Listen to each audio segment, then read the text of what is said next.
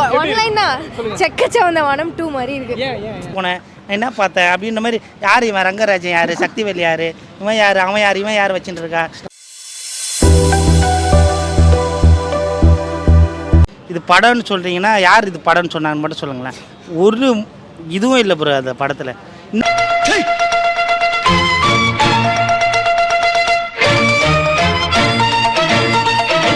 படத்துக்கு போகிறோம் நீங்கள் ஒன்று ஒரு கமர்ஷியலாக இருக்கணும் லவ்வாக இருக்கணும்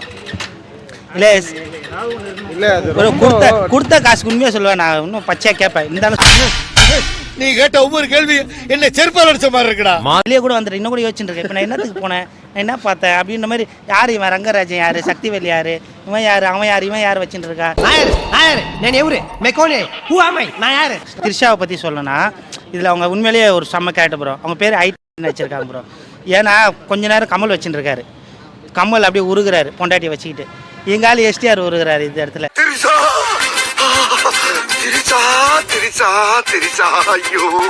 இப்போ நீ யாருக்கு யார் பேர் நீ யார் வேணா வச்சுக்கலாம் போலே. இது இல்லை இவன் முண்டாட்டி அவன் வச்சிருக்கேன்றியா அவன் முண்டாட்டி இவன் வச்சிருக்கேன்றியா மேலே அவ்வளோ மரியாதை வச்சுருந்தேண்ணா.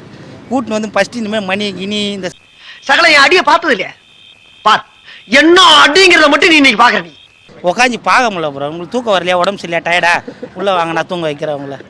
ஐயோ எங்கேருந்து பிடிச்சிங்க எஸ்டிஆர் தான் ஒரு வைப்பு உங்களுக்கு. மற்றபடி ஒன்றுமே இல்லை ப்ரோ படத்தில். என்ன ஏமாத்தலை. கமலை ஏமாந்துட்டாரு திரிஷா ஏமாந்துட்டாரு எஸ்டிஆர் ஏமாந்துட்டாங்க நானும் ஏமாத்துட்டாங்க கூட. இப்போ எனக்கு நான் வாடகை நஷ்டீடு கொடுக்கணும். அவர் மன உளைச்சலுக்கு ஆளாக இருக்கேன் நான் இப்போ. இல்லை நான்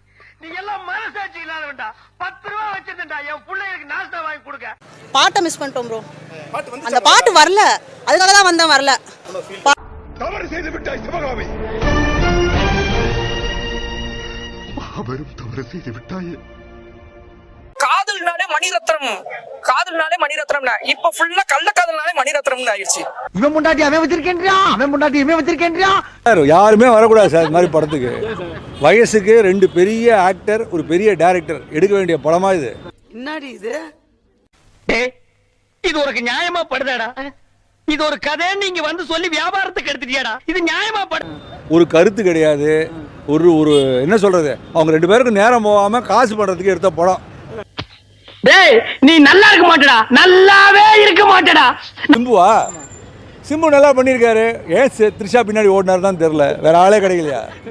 ஏமா அவளை இவன் லவ் பண்ணானா என்னடா டேஸ்ட் உனக்கு.